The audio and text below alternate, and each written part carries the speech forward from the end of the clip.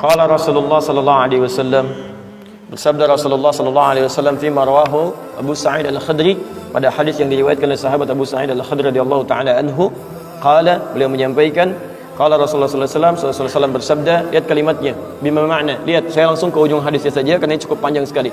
Hatta idza khalasal muslimuna, hatta idza khalasal mu'minuna minan nar, sampai ketika orang-orang beriman diselesaikan urusannya dari neraka, maksudnya hisab ya, saat dihisab dan dipisahkan nih, orang beriman semua sudah masuk surga, siap masuk surga semua ya. Yang buruk-buruk masuk neraka, dah masuk ke neraka. Jadi kalau amalan anda misalnya 50,001%, Masya Allah, maka anda masuk ke dalam surga insya Allah, lebih banyak amal baiknya. Tapi kalau amalan jelek anda misalnya 50,001%, amal baiknya 49,99, masuk ke mana? Ke neraka, walaupun cuma 0,01%. Yang jadi masalah sekarang 50%, amal baik 50, amal jelek 50, masuk ke mana? Taib. Nah itu belum ke surga dan tidak ke neraka. Lihat kalimat saya, belum ke surga, tidak ke neraka.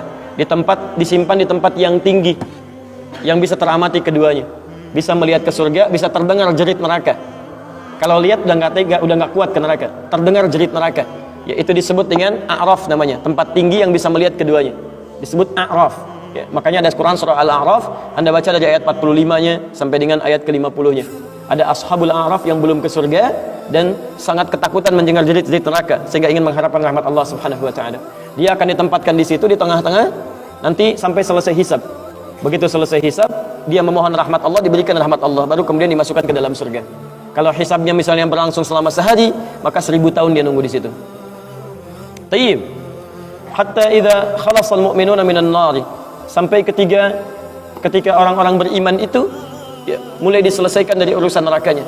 Tayyib, sudah mulai masuk ke dalam surga. Ini sudah selesai, mau masuk ke dalam neraka. Dan dimasukkan, masuk semuanya. Apa yang terjadi? Ma minkum min ahadin bi ashaddi munashadatan lillahi fi istiqsa'il haqqi li ikhwanihi tayyib minal mu'minin lillahi minal mu'minin. Anda tidak akan temukan pada saat itu situasi saat orang-orang beriman akan masuk ke dalam surganya, sementara yang neraka sudah dihukum di situ, sudah banyak yang dihukum, sudah macam-macam masuk. Ini sudah mulai mau selesai, tiba-tiba ada orang-orang yang mengadu kepada Allah subhanahu wa ta'ala, memohon dengan sangat. Nabi katakan, Anda tidak akan pernah temukan orang yang paling banyak kuat permohonannya kepada Allah, memelas dengan tulus. Asyaddu munasyadatan, munasyadah itu sesuatu yang dimohonkan dengan sangat. Ya Allah, mohon ya Allah, mohon ya Allah. Fawalladzi nafsi biyadi, sampai Nabi berkata, maka demi Allah yang jiwaku ada di tangannya. Ini Nabi bersumpah dengan jiwanya. Tidak pernah ada kalimat dalam hadis ya, kalimat seperti ini kecuali menunjukkan itu sangat serius. Ingat, sangat serius, dan ada sesuatu yang penting di dalamnya. Nabi serius menyampaikan ini, kita jangan anggap bercanda gitu kan. Falladzi nafsi biyadi, maka demi jiwaku yang ada di tangan Allah subhanahu wa ta'ala, yang bisa diwafatkan kapan saja. Lihat kalimatnya, fayaqulu, maka mereka berkata, fayaqulu, maka mereka berkata, ya Rabbuna, wahai Rabb kamu, wahai Rabb kami yang tengah merawat kami di dunia, memberikan kecukupan, memaafkan kami, mengampuni kami, dan memberikan nikmat surga sekarang. Wa ya Rabbuna, ya Rabbuna, wahai Rabb kami, hum ashabuna, mereka ada di antara teman-teman kami. Dalam kalimat yang lebih kuat, kalimat yang menggunakan ikhwan, kata ikhwan, hum ikhwanuna, hum ikhwanuna, mereka saudara-saudara kami ya Allah. Hum yasumuna ma'ana, ada orang-orang yang berpuasa bersama kami saat di dunia. Yusalluna ma'ana, kanu yusalluna ma'ana, mereka salat bersama kami saat di dunia. Jadi tiba-tiba ada sekelompok ikhwan yang datang kepada Allah, yang kehilangan saudaranya. Kok nggak ada di surga gitu kan, ketika dia mau berangkat, padahal dua punya cita-cita yang sama dan sebagainya, tapi karena bekalnya tidak cukup, sebagian ada yang masuk ke dalam neraka. Tiba-tiba mengatakan kepada Allah dengan permohonan yang sangat, ya Allah, saya kehilangan saudara saya. Ya Allah, saya kehilangan saudara saya. Ya Allah, dulu kami puasa sama-sama. Ya Allah, dulu kami sholat sama-sama. Ya Allah, dulu kami ibadah sama-sama. Ya Rabb, kami tidak temukan dia di sini. Ya Allah, mohon, terus mohon. Sampai ketika puncak pada permohonannya, tiba-tiba Allah berfirman, akhriju man araftum. Para malaikat, keluarkan orang yang dikenali oleh orang-orang ini, yang disebutkan tadi. Keluarkan mereka dari neraka. Tiba-tiba dikeluarkan. Bertemulah orang-orang ini dengan temannya. Sampai Allah kemudian dengan rahmatnya katakan lagi, akhriju man kana fi qalbihi mithqala dzarratin minal iman. Keluarkan sampai yang ada titik terkecil iman dalam hatinya, keluarkan dari neraka. Bahkan hadis ini ada di Al-Bukhari nanti, ya ada di Al-Bukhari nomor hadis ke-14 posisi paling kiri sebelah bawah, ya, tayyib, sampai mereka kemudian dikeluarkan dalam keadaan gosong, sudah mulai terbakar habis dan dimasukkan ke dalam surga kemudian. Setelah selesai hisabnya di dalam nerakanya, dikeluarkan dari situ. Jadi ada orang-orang yang dengan syafaat temannya bisa keluar dari neraka, masuk ke dalam surga, ada yang sama sekali tidak membantu itu. Ya, dosa-dosa yang begitu besar tidak bisa keluar dan kekal dia di dalam neraka. Walaupun dia merasa beriman kepada Allah, tapi digugurkan keimanannya dengan ibadah-ibadah yang melanggar ketentuan Allah, seperti syirik dan sebagainya.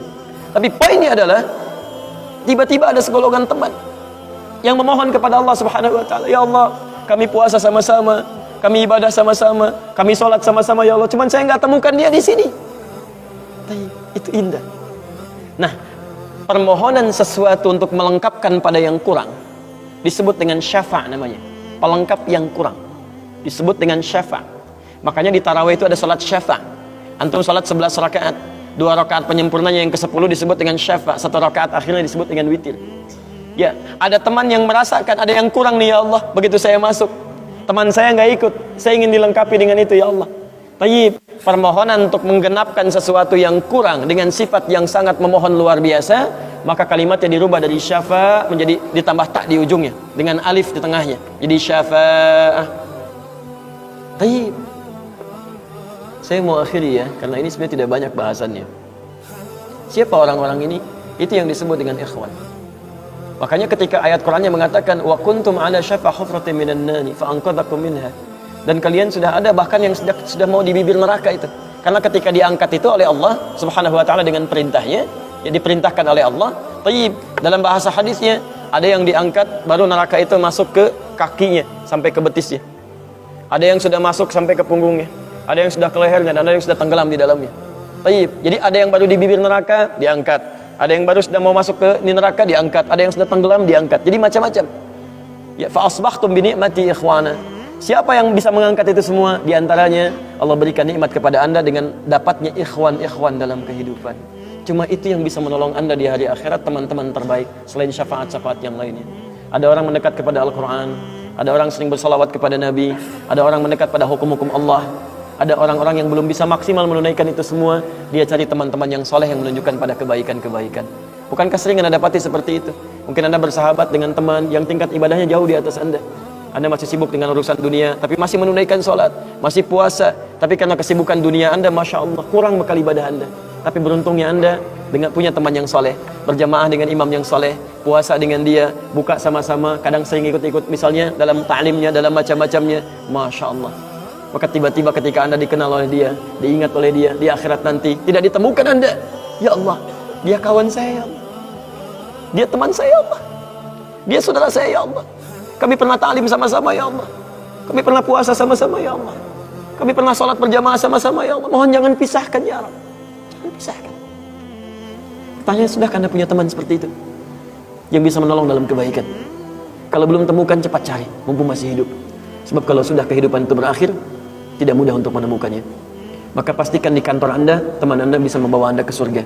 Pastikan di rumah Anda, pasangan hidup Anda adalah teman yang bisa membawa Anda ke surga. Pastikan di tempat kehidupan Anda, siapapun tetangga Anda, kerabat Anda, teman-teman sekolah anak Anda adalah teman yang bisa mengingatkan dan membantu Anda untuk mencari Anda bisa masuk ke dalam surga. Dan saya mohon pada Anda semuanya, tolong ingat ini ya, baik-baik. Kalau nanti di akhirat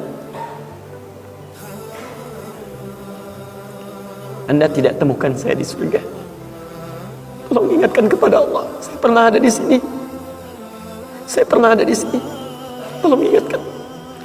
Kalau antum di akhirat tidak temukan saya di surga, tolong ingatkan.